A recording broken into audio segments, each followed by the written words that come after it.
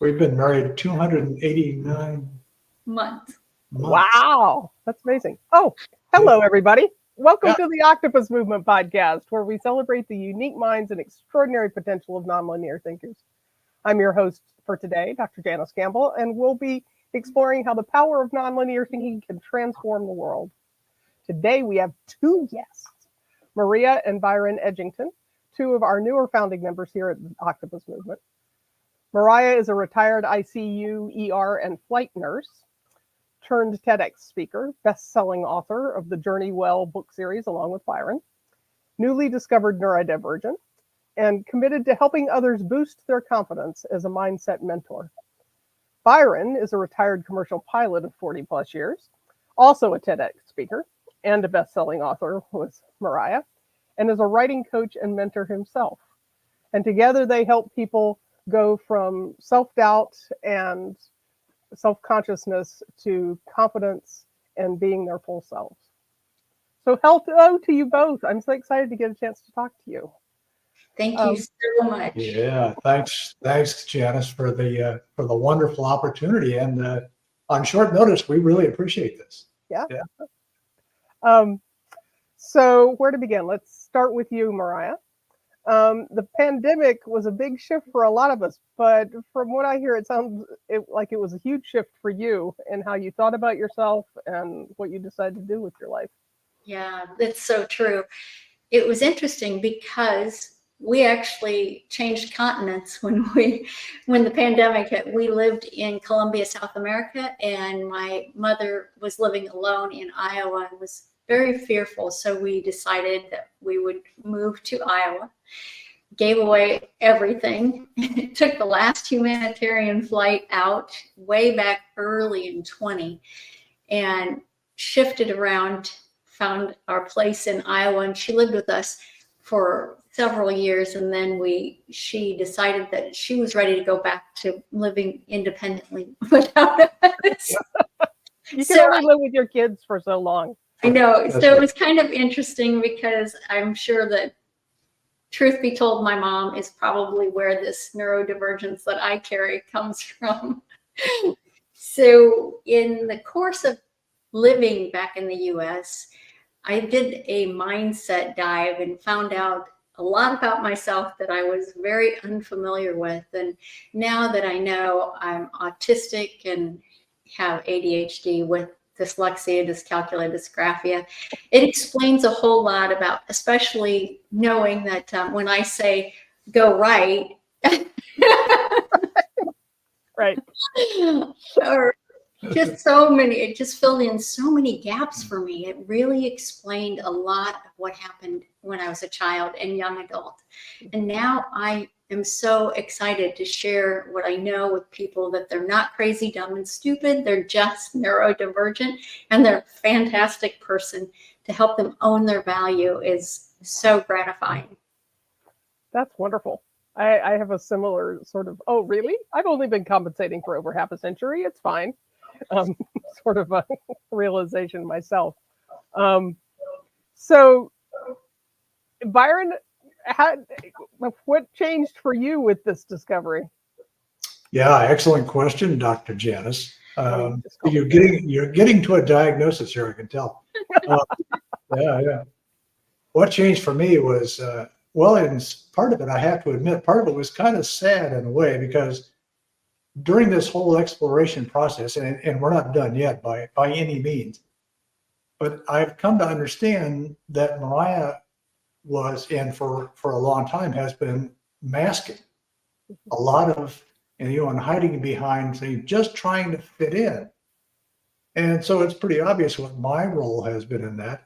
In the last 2 or 3 years, since we have realized all this is going on with Mariah, I've been going back and saying, well, what about? Yeah. And realizing that for a long time, I have been just dismissing her intuitions, her perspectives, her opinions, because I didn't know what she was saying, and she didn't either. Mm-hmm. And so the masking part of it has been one of the biggest changes that we have had to navigate. It's not been easy. Yeah. I can sympathize with that. We're having a similar dance at my house. Mhm. My husband, who's very intuitive, and very emotionally smart, has still, like, at least every other day is like, I had no idea that was going on inside there. Yeah. I mean, it's and I think I mentioned to you before we started, I mean, we've been married over 30 years and knew each other for almost 10 before that as friends. And so, yeah, it's an interesting thing for the partner to watch and to see things unfold once people start going, oh yeah, this is me. This is my weird self. So can you share a personal experience, either one of you or together, where your nonlinear realization, but also your approach, has led to a breakthrough or a significant impact for yourself or for somebody else? Well, before I knew about the autism, I was still kind of feeling my way. And initially, when we started our first book project, it was just the normal Mariah saying different things and carrying on the way I did, which was, we were talking about chapter 2, and then I'd say, oh, wait a minute, over here, and it's chapter 8, and this poor guy is like, whoa, wait a minute here. I need to go like this. And one day, the day before, we'd been working on a chapter that had stuff in it that dug up a lot of old baggage. And I didn't realize that, right? Triggers. So I wasn't prepared for this kind of a shift. But we look back at this now and realize this was the beginning of us unearthing my neurodivergence, because I said something and Byron said, well, I guess you're just going to be mad at me all day. And it took me back and I went, wait a minute, I'm not mad at you. I'm mad at me for letting whatever that was happen. And it stopped me in my tracks, and I realized what's something going on here that I wasn't comfortable with. And that, I think, was the beginning of figuring out the neurodivergent part, was through our writing, even though it was unintentional, but gradually everything's been unfolding. And the more we unearth things, the more I realize how much I've been masking, not just from everybody else, but from myself. And that was a little bit frightening, to start taking that mask off. So how do you deal with that? How do you navigate that?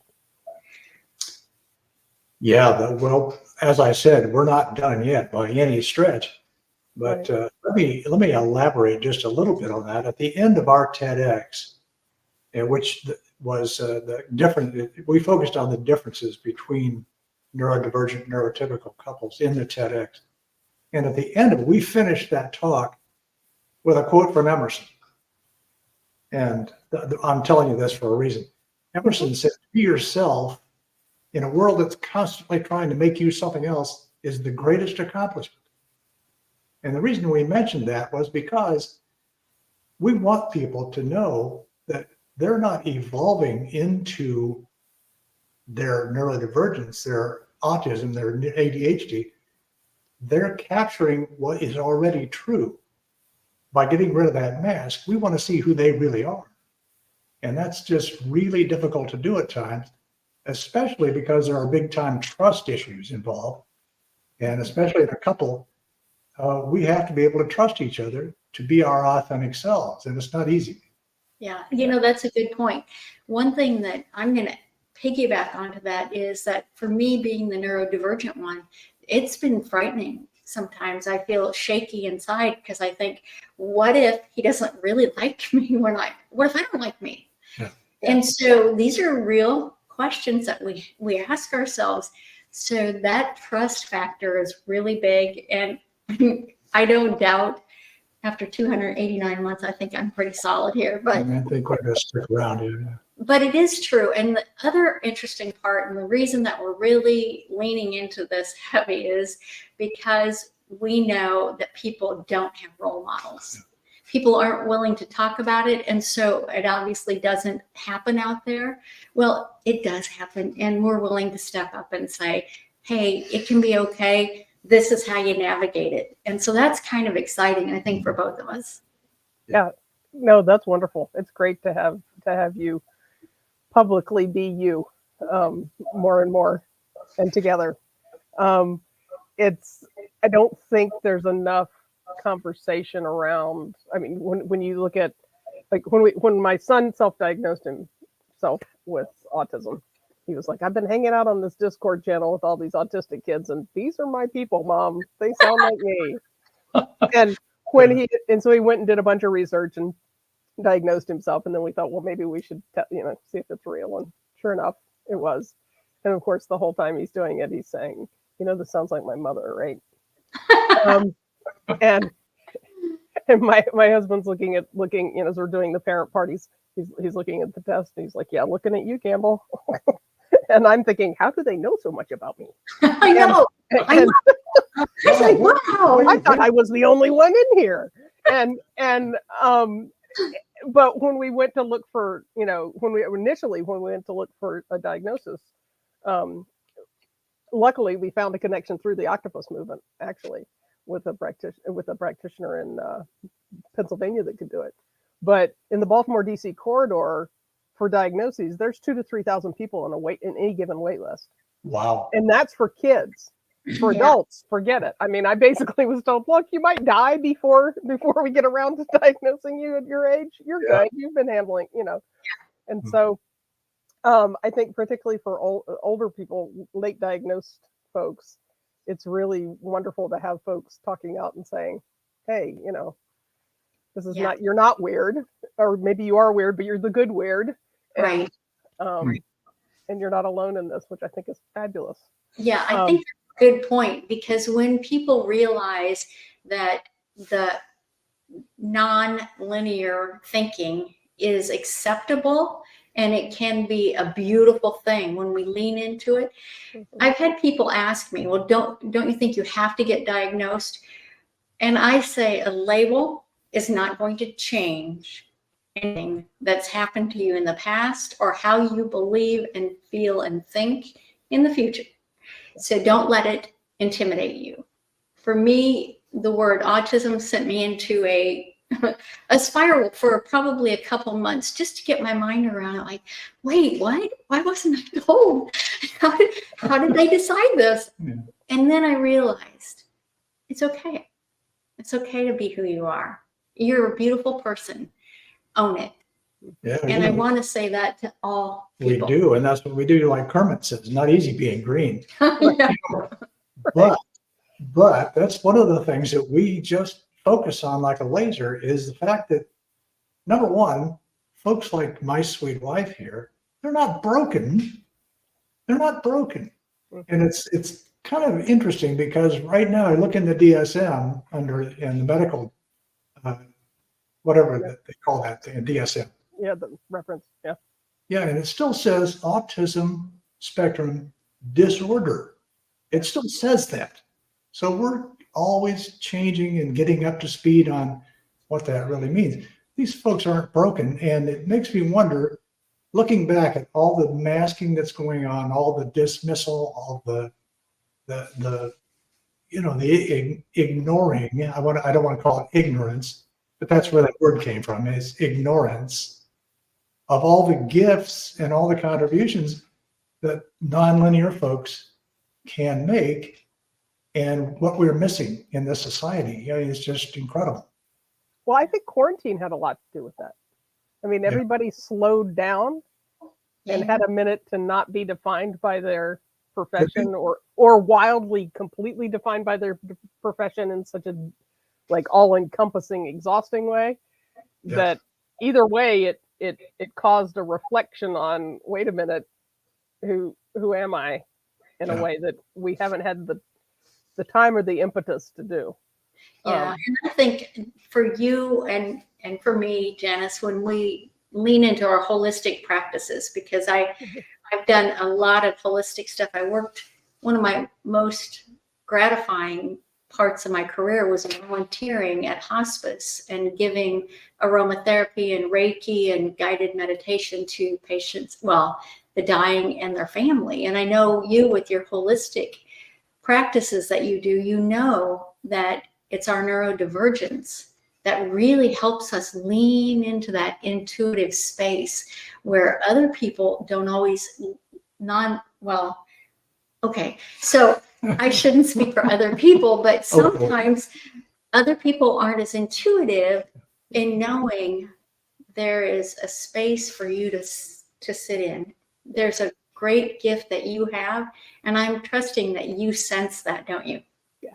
Oh, completely. And I actually think that for me, the way I hold it is that we all start out nonlinear. You know, there is, as I say in practically every podcast, there, in my view, there is no such thing as a linear 2-year-old. And then as we become, you know, young people and adults and age, we start putting edges on ourselves, and we start crawling into some boxes or get jammed into boxes by people. And I think that, I mean, if you see all the pictures that people put up, you know, as memes and things on social media about, like, you know, little kids being kind to each other, regardless of, you know, what they look like, or if one's in a wheelchair or not, or who, you know, who's the, you know, all the different things about them, that we're all that.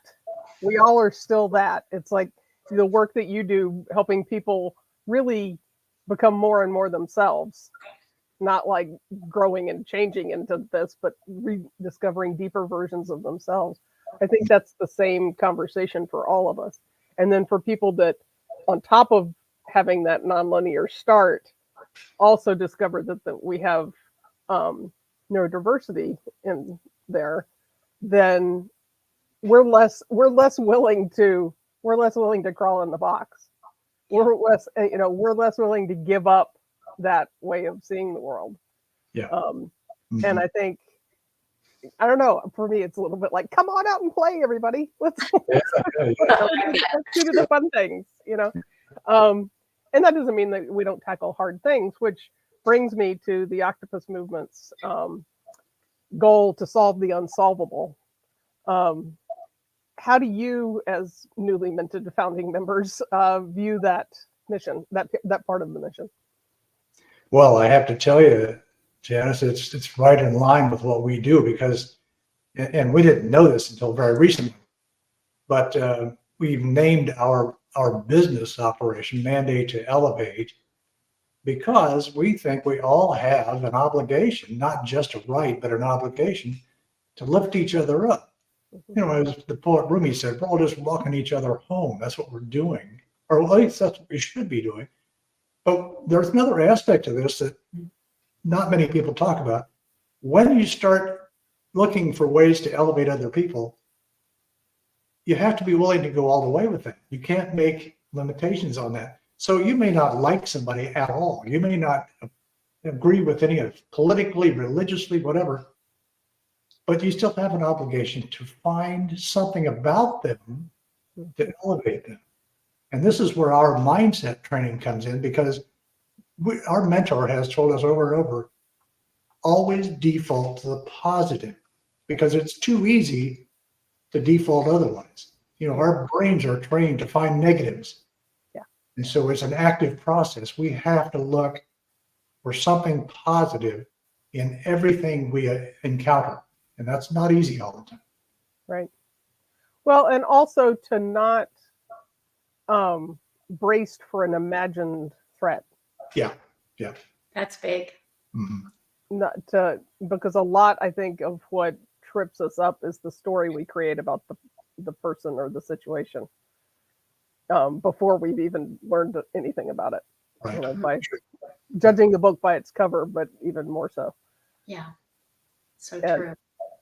And with all of our ability to have creative minds and come up with stories, why not either tell a good one or just wait and see what the story unfolds?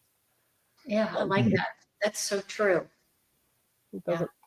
So, how do you see your work? I mean, this is an obvious question. I don't even know if I'm going to ask this question. Well, now you got it. Well, now, I'll tell you what it is, but I think we've already answered it in the whole first part of this conversation, is how does this work contribute to a more resilient and thriving future for humanity? I mean, everything that you're doing is bringing people back to their humanness in a way that can't help but affect the whole when we affect an individual. And so how can listeners get in touch with you? Well, they can go to our website, which is here on the screen, the mandate to elevate.com. And we're prevalent on LinkedIn mostly, and we can be reached at any point there. One thing that we have created, and this is really true for neurodivergent people, it's exactly what you were just saying when we create stories and we ruminate about things. Now, I know that some people who are linear are going to say, yeah, I do that too, which is true. But the statistics are clear that people who are neurodivergent really hang on to past. They really ruminate over things that perceived or real. And that is not helpful to the brain. And so we have created resources that we put on the website that are free. We have a gratitude journal that we encourage people to look for the things that are positive in their lives and what they want that's positive. We have what we call an affirmation exercise, and that is something that people can affirm their good and positive words instead of going to the negative ones. And we like to help as many people as we can to elevate them, as we had mentioned. And so just tips before they get to go wander around your website and see all the goodies you have. What tips do you have for listeners about how to reconnect with their own nonlinearity? Good question. That's a great question. And I guess, first of all, a couple of things I'll mention there. One of the things that Mariah just referenced this, what she calls the I am affirmation exercise. And that's a free download on our website. And it references an exercise that you do. And I'll warn people ahead of time, it's a little bit awkward at first, but essentially I'll just kind of summarize it here. It's an exercise where you go and stand in front of a mirror and look at yourself and say, I love you with your name. And then you go through the alphabet. I am. Mariah says, I am aware that my thoughts create my reality.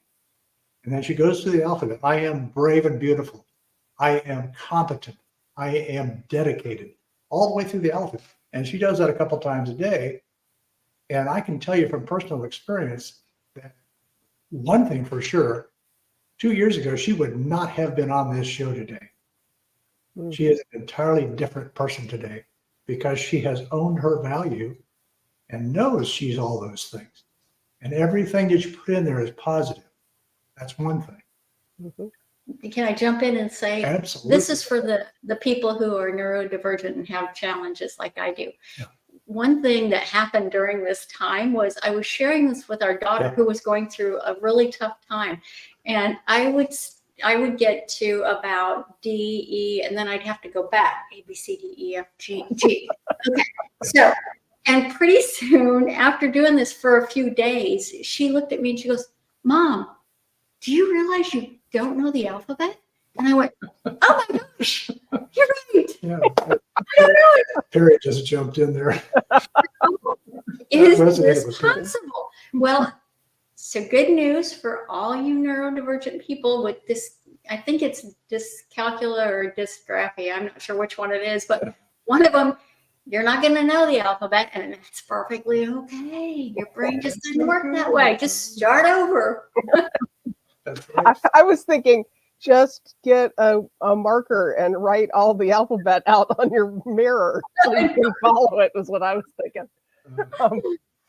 Okay, something else I should jump in and mention too is that when Mariah put this on our website, a woman, she was one of her clients, said, I wish my mother-in-law could use this, but she doesn't speak our language. And a light bulb came on. Mariah said, oh, we're going to fix that. we're in a global community. And I reached out on LinkedIn. It's now in 22 languages. Oh, that's great. So if anybody wants to go on there, look at all the languages, Yep. and then say, oh, my native language is this, and you don't have it, and then offer to translate it. And fun, quick story on that, Janice, we would get these back. So somebody sent it back in Arabic, and they go, could you check it and make sure it's okay? Yeah, looks great. Yeah, it looks great to me. It's one of the most beautiful looking languages I know. Yeah. Nice. Nice. Yeah. Oh, that's funny. I'm already thinking of a couple of people I know that speak multiple Good. languages that I need to send over to see you. Of course, because my brain's doing that thing. Yeah. Right? So why did you join? This is, we got 5 minutes left, but why? What drew you to the Octopus Movement? Oh my gosh. First of all, when we landed on the island of Kauai many, many, many years ago, I just instantly felt at home. So I know I'm from the sea anyway. Her first name is Mariah. And M-A-R-C in the oceans. Yes. Spanish. Well, anyway, so octopus, I mean, that's part of the ocean. I need you people. Yeah. And right. it was just an obvious fit when we found out about the Octopus Movement. And of course, we had already seen the octopus. We've seen the octopus teacher, my octopus teacher. Yeah. And well, and in addition to that, we for a long time in the mandate to elevate mode, we've been aware of this mycelium that Perry talks about. I mean, it's just true. We are all connected. We can't help it. And so, whatever we can, whatever contribution we can make to that, I think that's what we're supposed to do. I do. Yeah. Well, and I think it's a remembering. I don't think, I think all it is, well, not all, everything it is that is a remembering that we're all connected, remembering that we all are human, remembering that we have more in common than we have that are different. And Yes, absolutely. Okay, folks. So it's on the banner right now, their website, mandatetoelevate.com. I'm going to go over there and wander around for a while after this. I don't know about y'all. As we've said before or as I've said before on this podcast, come join the Octopus Movement. If you are feeling like, pardon the pun, a fish out of water, an octopus out of water, come meet the people in the movement. They're some of the kindest people I've ever met. And you will be welcomed with open tentacles. And it is a movement for nonlinear thinkers, so no diagnosis required. And as I've said before, there is no such thing as a linear 2-year-old. So started off this way. Come on back in. The water's fine. yeah. Thank you, everybody, for joining us. If you have any questions, you can reach out to me. You can obviously reach out to Perry Knopert, who is the founder of the Octopus Movement. And I suppose we could also say you could reach out to Byron and Mariah, although they're a bit new, so they may direct you to other people. That's And ask questions. We love questions. We love conversations. We have think tanks. We have just group hangouts. We're heading to one after this. It's really fun, and it's lovely to spend time with people who are curious and expansive and Well, kind. thank you so much for having us today. It was wonderful to be here. We look forward to being in a group of great people. Yes, we do. And I would add to that, if anybody knows groups we can get in front of, we are passionate about this, and we love getting in front of people in groups and talking about it. Yeah. I think really the message that you're bringing to everybody is something that everybody should hear. Yeah. And I think that and as we talked about before, the fact that late diagnosed folks need to know, and the people that love them. Let's not leave you out, Byron. The people that love them and live with them and are just now learning deeper and more unusual things about them. Yeah. It's important to know. So So that's it for today. Thank you, everybody, for being here. And this is Janice Campbell signing off for the Octopus podcast. And we look forward to seeing you next time.